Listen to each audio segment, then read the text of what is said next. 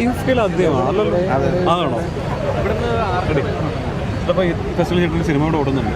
അതെ, അപ്പോൾ അതാണ് സന്തോഷം. Pan Indian story. അപ്പോൾ എങ്ങനെയുണ്ട് ഫെസ്റ്റിവൽ? അടിപൊളി. ഈ സിനിമ സ്വപ്നം കാണുന്ന സമയത്ത് ഈ ഫെസ്റ്റിവലിലേക്ക് വന്നിട്ടുണ്ടായിരുന്നു? ഒരിക്കലും ഇല്ല, ഞാൻ ആദ്യമായിട്ടാണ് വരുന്നത്. ഇപ്പോൾ ഞാൻ എന്താ പറയുക, നമ്മളോട് ഫെസ്റ്റിവലിലൊക്കെ പോകണമെന്ന് കുറേ ആൾക്കാരിങ്ങനെ പറയുകയും അന്നൊന്ന് പോകണമല്ലോ എന്ന് വിചാരിക്കാൻ തുടങ്ങിയിട്ട് കൊല്ലം കുറയും. പക്ഷേ ഇതുവരെ വരാൻ പറ്റിയിട്ടില്ല. ഇത്തവണയാണ് ആദ്യമായിട്ട് വരാൻ പറ്റിയത്. ഭാഗ്യത്തിന് എൻ്റെ ഒരു പടം ഇത്തവണ സെലക്ട് ആവുകയും ചെയ്തു. ഈ പടം വന്നിട്ട് വരാൻ വേണ്ടി ഇരുന്നതാണോ? അല്ലല്ല, ഒരിക്കലും അല്ല. അപ്പോൾ ഇനി സഹ എഴുത്തുകാരനെയാണ് വേണ്ടത്. പുള്ളി കണ്ടില്ല? ചിലപ്പോൾ നാളെ വരും. ഈ സിനിമ എന്താണ്? ഇത് മറ്റു സിനിമകൾ എന്തെങ്കിലും കണ്ടിരുന്നോ ഫെസ്റ്റിവലിൽ ഇതുവരെ? കണ്ടു. ഞാൻ 4-5 പടം കണ്ടു. ഏതാണ് ഏറ്റവും കൂടുതൽ വർക്കായ പടം? Pan India story. എനിക്ക് എൻ്റെ പടം ഭയങ്കര വർക്കായി. എനിക്ക് മാത്രമല്ല, ഞങ്ങളവിടെ കണ്ടവരെല്ലാവരും നല്ല അഭിപ്രായം പറഞ്ഞു. Q&A സെഷനിലൊക്കെ എല്ലാവരും ഭയങ്കരമായിട്ട് ഇൻട്രാക്ട് ചെയ്തു. പിന്നെ കുറേ വിദേശ സിനിമകൾ 3-4 കണ്ടു. അതിൽ 2-3 ഭയങ്കര ലാഗൊക്കെ, നമുക്ക് അങ്ങോട്ട് വർക്കാവാത്ത പടങ്ങളൊക്കെ കിട്ടായിരുന്നു. ബാക്കി 1-2 നല്ല രസമുണ്ട്. ഇതിന് കുറച്ച് ഇൻഫ്ലുവൻസ് ആവാൻ പറ്റുമോ? തീർച്ചയായിട്ടും. നമ്മൾ ഒരുപാട് ഇതുവരെ കാണാത്ത പല കാര്യങ്ങളും ഇവിടുന്ന് പഠിച്ച എൻ്റെ ജീവിതത്തിലെ ആദ്യത്തെ അനുഭവമാണ്. ഇനി എന്താണ് ടോട്ടൽ ഇവിടെ വന്നിട്ടൊരു ഫീലോട്? അടിപൊളി, ഗംഭീരമാണ്.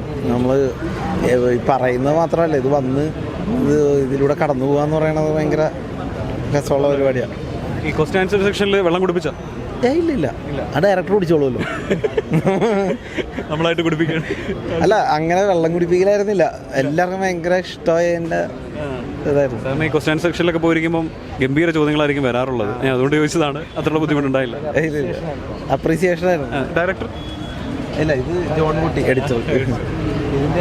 ഇനി ഏതാ ചേട്ടാ പുതിയ പ്രോജക്റ്റ്? ഇപ്പോൾ 2-3 സിനിമ ഇറങ്ങാനുണ്ട്. അപൂർവ പുത്രന്മാർ എന്ന് പറഞ്ഞൊരു സിനിമ ഇറങ്ങാനുണ്ട്. റിവോൾവർ റിംഗോ എന്ന് പറഞ്ഞൊരു പടമൊക്കെ ഇറങ്ങാനുണ്ട്.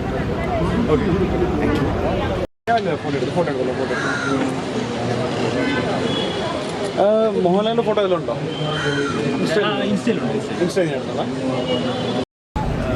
എവിടെയാണ് പഠിച്ചതൊക്കെ? എവിടെയാണ്?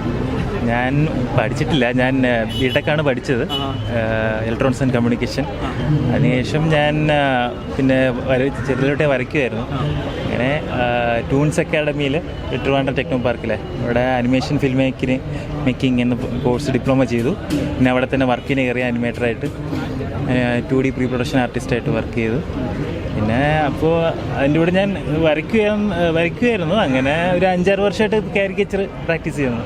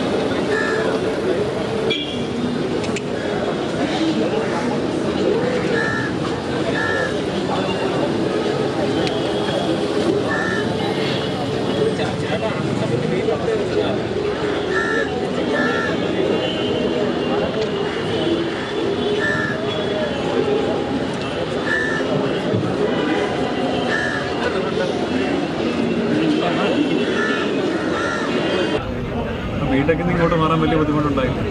ഇല്ല ബിടെക്ക് എന്നെ ഹെൽപ്പ് ചെയ്തിട്ടേ ഉള്ളൂ. അപ്പോൾ അത് കഴിഞ്ഞിട്ട് പിന്നെ നമുക്ക് ചെറുതിലേ വരയ്ക്കുമായിരുന്നു.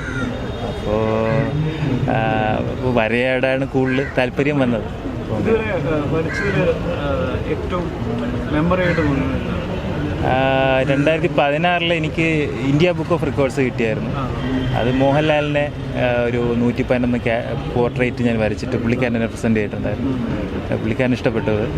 അപ്പോൾ അങ്ങനെ അതൊരു വലിയ മെമ്മറബിളായിട്ടുള്ള ഇതായിരുന്നു. എനിക്കിപ്പോൾ സ്റ്റോളുള്ളതുകൊണ്ട് ഞാൻ കാണാം. ഞാൻ ഇതുവരെ എനിക്ക് ഒരു സിനിമ കാണാൻ പറ്റിയിട്ടുള്ളൂ. പക്ഷേ ഇന്ന് നല്ല എക്സ്പീരിയൻസ്, എല്ലാവരും സാറ്റിസ്ഫൈഡ് ആയിട്ടാണ് മടങ്ങുന്നത്. ഇവിടെ ട്രിവാൻഡ്രം, എൻ്റെ ഗൗരീശപട്ടം. 200 മതിയോ? ഇല്ല, ഞാൻ 15 മിനിറ്റ് കൊണ്ട് വരച്ചു കൊടുക്കും. അപ്പോൾ അതിന് അത്രയും മതിയായിരിക്കും. അതെ, ഞാനൊരു ഇതിൽ പ്രീ പ്രൊഡക്ഷൻ വർക്കിൽ ഇതിന് വേണ്ടി വർക്ക് ചെയ്യുന്നുണ്ട്. സ്റ്റോറി ബോർഡിങ്ങിനും കൺസെപ്റ്റ് ആർട്ടൊക്കെ. അപ്പോൾ ഇപ്പോൾ ഞാൻ അതിലോട്ട് വരണമെന്നാണ് താല്പര്യം. അതിൻ്റെ മേഖലയിൽ വർക്ക് ചെയ്യാനാണ് താല്പര്യം. ഇല്ല ഞാൻ കൂടുതലും ചെയ്തിട്ടുള്ള ആനിമേഷൻ, അങ്ങനെ ഞാൻ ചെറിയ ആനിമേഷൻ ഷോർട്ട് ഫിലിംസ് അങ്ങനെയൊക്കെ ഡയറക്റ്റ് ചെയ്യുന്നുണ്ട്, അനിമേറ്റ് ചെയ്യുന്നുണ്ട്. അങ്ങനെ ഇനി സിനിമയിലൊക്കെ വർക്ക് ചെയ്യാനാണ് താല്പര്യം. Thank you.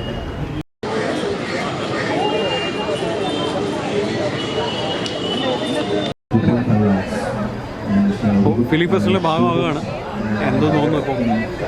ഫിലിം ഫെസ്റ്റിവലിൻ്റെ ഭാഗമാകുക എന്ന് പറയുന്നത് നമ്മൾ 10-20 വർഷമായിട്ട് ഞങ്ങൾ ചെയ്തുകൊണ്ട് വരുന്നൊരു ഇങ്ങനെ തുടർന്ന് വരുന്നൊരു സംഭവം. അതിൽ പ്രധാനമായിട്ടുള്ള പ്രശ്നം എന്ന് പറഞ്ഞു കഴിഞ്ഞാൽ ഓരോ വർഷവും ഇത് മെച്ചപ്പെട്ട തലത്തിലേക്ക് ഉയരുന്നു എന്നുള്ളത് കേരളത്തിലെ IFFKയുടെ ഒരു അഭിമാനമാണ്. പിന്നെ പ്രധാനമായിട്ടുള്ള പ്രശ്നം ഈ കൊല്ലം ഇത് സംഘാടനത്തിൽ എന്തൊക്കെയോ പിഴവുകൾ അനുഭവിക്കുന്നുണ്ട്. അതെന്തുകൊണ്ടാണ് സംഭവിച്ചതെന്ന് ചോദിച്ചു കഴിഞ്ഞാൽ ഇപ്പോഴും വ്യക്തമല്ല. അതിൽ പ്രധാനമായിട്ടും വൈകുന്നേരങ്ങളിലുള്ള ഫംഗ്ഷൻസ്, അതായത് കലാപരിപാടികളൊക്കെ ഇവിടെയാണ് നടത്തിയിരുന്നത്. ഇത്തവണ അത് മാനവീയത്തേക്ക് വർഷം മാനവീയം വീതി ഒരു കൾച്ചറൽ സാംസ്കാരിക കേന്ദ്രമാണ്. അപ്പോൾ അത് കഴിഞ്ഞ വർഷമേ അത്തരത്തിലൊരു ആലോചന നടന്നതാണ്.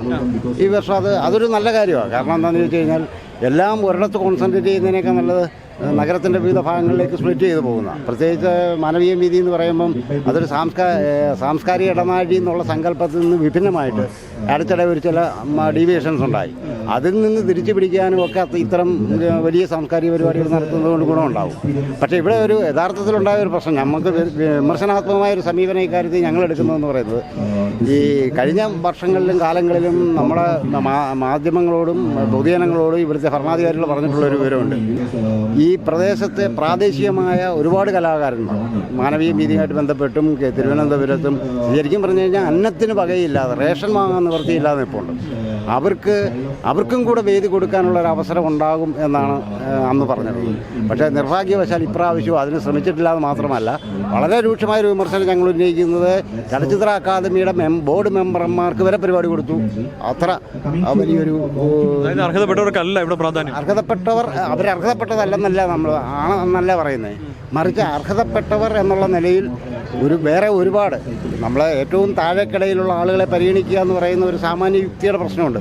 പ്രത്യേകിച്ച് ഒരു ഇടതുപക്ഷ ഗവൺമെൻറ് നയിക്കുന്ന ഇത്തരം ഒരു സംവിധാനത്തെ സ്വാഭാവികമായിട്ട് അവർ ചെയ്യേണ്ടിയിരുന്നത് അവശ്യരായ, ഏറ്റവും തിരസ്കൃതരായ, അല്ലെങ്കിൽ കാലം മായ്ച്ചു കളയാൻ ശ്രമിക്കുന്ന കുറേ കലാരൂപങ്ങളും അവരുടെ കലാകാരന്മാരുമുണ്ട്. ഈ പുതിയ ജനറേഷൻ്റെ പുതിയ സംവിധാനങ്ങളുടെ മേനിപ്പകർപ്പോടുകൂടി കലാപരിപാടികൾ നടത്തുന്ന ആളുകൾക്കാണ് ഇപ്പോൾ ഇവർ പ്രാമുഖ്യം കൊടുക്കുന്നത്. മറ്റാളുകൾ കൂടെ പ്രാമുഖ്യം കൊടുക്കണം കൊടുക്കുന്നില്ല എന്നുള്ളൊരു ആക്ഷേപം വ്യക്തമായിട്ടുണ്ട്. പിന്നെ സിനിമയുടെ സെലക്ഷനിലും ഒരുപാട് മുൻ വർഷത്തെ പോലെ നിലവാരം ഉയർന്നില്ല എന്നുള്ള ഞാൻ പ്രധാനമായിട്ടും കണ്ടതെന്ന് പറയുന്നത് 4 ഇതാണ് കോമ്പറ്റീഷൻ സിനിമകളാണ്. ഞാൻ സാധാരണ കൂടുതലും കാണാറുള്ളത് കോമ്പറ്റീഷൻ സിനിമകളാണ്, എല്ലാ വർഷവും കാണുന്നത്. അങ്ങനെ ഈ കോമ്പറ്റീഷൻ സിനിമകളിൽ 1-2 എണ്ണം മാത്രമേ ഉള്ളൂ ഒരു മെച്ചപ്പെട്ട നിലവാരത്തിലെത്തിയതെന്ന് പറയാൻ കഴിയുള്ളൂ. ബാക്കിയുള്ളതൊക്കെ കഴിഞ്ഞ വർഷത്തേക്കാൾ നിലവാരം കുറവായിരുന്നു എന്ന് പറയുന്നതും ആഗോള സിനിമയുടെ നിലവാരം എനിക്ക് തോന്നി ആഗോളവൽക്കരണത്തിൻ്റെ ഭാഗമായിട്ടായിരിക്കും ഒരുപാട് താഴോട്ട് പോയി എന്ന് പറയേണ്ടി വരും. അപ്പോൾ സിനിമ സെലക്ഷനിലും ഈ കലാകാരന്മാർ ഉൾപ്പെടുന്നതിലൊക്കെ വലിയ വീഴ്ച പറ്റുന്നുണ്ട്. വീഴ്ച വന്നിട്ടുണ്ട്. പ്രത്യേകിച്ച് അത് മാത്രമല്ല, സംഘാടനത്തിൽ അതിനൊക്കെ വലിയ വീഴ്ചയുണ്ട്. ഇവിടുത്തെ പ്രിൻ്റ് മീഡിയയുടെ ആളുകൾ സാധാരണ റിപ്പോർട്ട് ചെയ്യാൻ സാധാരണ ഞങ്ങളെല്ലാം വർഷങ്ങളായിട്ട് ചെന്ന് കയറിയിരുന്നിട്ട് ഇവിടുത്തെ സമാന്തര മാധ്യമങ്ങളും ആണ് ഈ സിനിമ ഫെസ്റ്റിവലാക്കിയത്. അവർക്ക് കയറിയിരിക്കാനുള്ള അവസരം കിട്ടുന്നില്ല. ഇതുപോലൊരു മൈക്കുമായിട്ട് പിടിച്ചുകൊണ്ട് ചെന്ന് കഴിഞ്ഞാൽ അവർക്ക് അതിനുള്ള അവസരം കൊടുക്കും. മീഡിയ പ്രവർത്തകർ എന്നുള്ള നിലയിൽ ഈ പ്രിൻ്റ് മീഡിയയുടെ ആളുകളോട് വളരെ മോശമായ നിലപാടാണ് ചില കേന്ദ്രങ്ങളിൽ സ്വീകരിക്കുന്നത്. എല്ലായിടത്തും അങ്ങനെയാണെന്ന് പറയുന്നില്ല. ഒരു ചില കേന്ദ്രങ്ങൾ മിനിഞ്ഞാന്ന് കലാഭവനിൽ അങ്ങനെയായിരുന്നു, അതിന് ഇന്ന് കൈരളിയിൽ അങ്ങനെയാണ് നടന്നത്. അവിടെ പോയി പിന്നെ ഈ ഏറ്റുമുട്ടലിൻ്റെ ഒരു സ്വരത്തിലേക്ക് പത്രപ്രവർത്തകർ എത്തേണ്ടി വരിക എന്ന് പറയുമ്പോൾ പ്രിൻ്റ് മീഡിയയെ അംഗീകരിക്കുന്നില്ല എന്നുള്ളൊരവസ്ഥയിലേക്ക് ഇത്തരം സംഭവങ്ങൾ മാറുകയാണ്. ഇപ്പോൾ സിനിമാ സെലക്ഷനൊക്കെ നടത്തുന്നത് ഈ കമ്മിറ്റിക്കാർ തന്നെയാണ്. അപ്പോൾ അവർക്കും ഒരു നിലവാര തകർച്ചയിലേക്ക് എത്തിയിട്ടുള്ള കാര്യങ്ങൾ അല്ല, അതാണ് ആ നിലവാര തകർച്ചയോ അല്ലെങ്കിൽ മറ്റെന്തിൻ്റെയെങ്കിലും പ്രേരണയോ ഉണ്ട് ഇല്ലെങ്കിൽ അങ്ങനെ സംഭവിക്കുന്നില്ല. മലയാളത്തിലെ ഏറ്റവും കൊച്ചു നല്ല സിനിമകൾ, അതായത് സാധാരണ മനുഷ്യർ കൂടുതൽ ഇത് ചെയ്യാതെ എടുത്ത ഫിലിമുകൾ ഇതിന് വെളിയിലുണ്ട്. ആ ഫിലിമുകളുടെ ഒരു സമാന്തര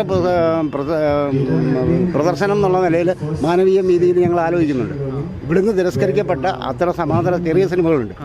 ആ സിനിമകളുടെ ഒരു പ്രദർശനം വയ്ക്കുന്നുണ്ട്. ഈ IFFK ബദലല്ല, മറിച്ച് ഈ ഒരു പ്രതിഷേധം എന്നുള്ള നിലയിൽ. കാരണം ഇത് ചെയ്തില്ലെങ്കിൽ കഴിഞ്ഞ കാലങ്ങളിലൊക്കെ ഇത് കൃത്യമായി നടന്നിട്ടുണ്ട്. ഒരുപക്ഷെ ജോൺ അബ്രഹാമിൻ്റെ അയ്യപ്പൻ്റെയൊക്കെ കാലത്ത് വളരെ കൃത്യമായി നടന്ന ഇത്തരം പ്രതിഷേധങ്ങളുണ്ട്. കുമാറിൻ്റെയൊക്കെ കാലത്ത് അതിപ്പോൾ അത്തരത്തിലുണ്ടാകുന്നില്ല. ഇപ്പോൾ ഈ ഒഴുക്കിന് അനുകൂലമായി നീങ്ങുന്ന ഒരു കാണികളുടെ ഒരു സംഭവമാണ്. അല്ലാതെ ഇതൊരു സാമൂഹ്യ പ്രതിരോധം എന്നുള്ള നിലയിൽ എത്രത്തോളം ഉൾക്കൊള്ളുന്നുണ്ടെന്നുള്ള ഒരു ആശങ്ക എനിക്കുണ്ട്. മന്ത്രിയെ സമീപിക്കുമോ? തീർച്ചയായിട്ടും ഇന്ന് തന്നെ അതിനുള്ള ഞാൻ പോസ്റ്റ് ഇട്ട് കഴിഞ്ഞു. അടുത്ത ഇതിലും ടാഗ് ചെയ്ത് മിനിസ്റ്റർക്കും CM-നും പോസ്റ്റ് ഇടാനിരിക്കുക. കാരണം എന്താണെന്ന് ചോദിച്ചു കഴിഞ്ഞാൽ ഈ സമാന്തര പ്രസിദ്ധീകരണങ്ങളുടെ അന്ത്യം കുറിച്ച് കഴിഞ്ഞു, എൻ്റേതുൾപ്പെടെ. കാരണം വല്ലപ്പോഴും ഇറങ്ങുന്നൊരവസ്ഥയിലേക്കാണ് ആഗോളവൽക്കരണം ഞങ്ങളെ കൊണ്ടുവന്നെത്തിച്ചത്. അപ്പം ഫലത്തിൽ ഈ നല്ല ലേഖനങ്ങളും നല്ല സിനിമയെക്കുറിച്ചുള്ള റിവ്യൂസും വരുന്നത് പ്രിൻ്റ് മീഡിയയിലല്ല, വിഷ്വൽ മീഡിയയിലല്ല, പ്രിൻ്റ് മീഡിയയിൽ തന്നെയാണ്. വിഷ്വൽ മീഡിയയിൽ വരുന്നില്ലെന്നല്ല, വിഷ്വൽ മീഡിയയിൽ വരുന്നതിനേക്കാൾ എന്നും നിലനിൽക്കുന്നത് പിന്നീട് റെഫർ ചെയ്യാൻ പറ്റുന്നതും പ്രിന്റ് മീഡിയയിൽ തന്നെയാണ്.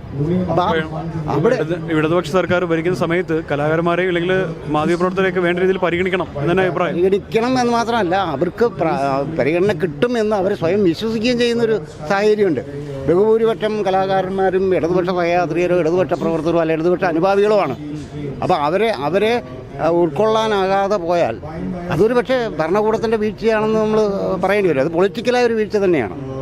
കാരണം എഴുതുകയും പറയുകയും വായിക്കുകയും ചെയ്യുന്നവർ സ്വാഭാവികമായി ഇടതുപക്ഷക്കാരായി മാറും എന്നുള്ള യാഥാർത്ഥ്യമുണ്ട്. അപ്പം ആ വിഭാഗത്തെ പൂർണ്ണമായിട്ട് ഇവരെ അവഹേളിക്കുകയാണെന്നുള്ളതാണ് അത് സംഭവിക്കുന്നതെന്ന് പറഞ്ഞു കഴിഞ്ഞാൽ ഒരു ചെറിയ തലമുറയിലെ ആളുകളെ അങ്ങ് ഏൽപ്പിച്ചിരിക്കുകയാണ് ഈ സാധനം. അപ്പം വേണ്ടത്ര നിയന്ത്രണങ്ങളോ ഇതോ ഇല്ലാതെ അവരങ്ങ് തീരുമാനിക്കുകയാണ്.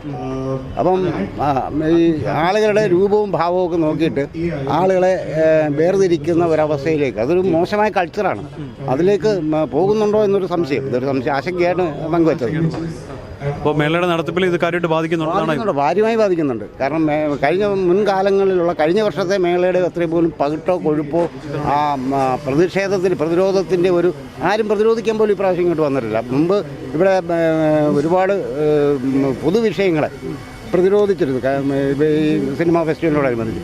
ഇപ്രാവശ്യം അത്തരം വേദികളൊന്നുമില്ല. അങ്ങനെ വേദി ഉണ്ടാകേണ്ടിടത്താണ് അവർ കൊണ്ടുവന്ന് പവലിയും കെട്ടിയിരിക്കുന്നത്. അത് കഴിഞ്ഞ പ്രാവശ്യം ബോധപൂർവം ചെയ്തതാണ്.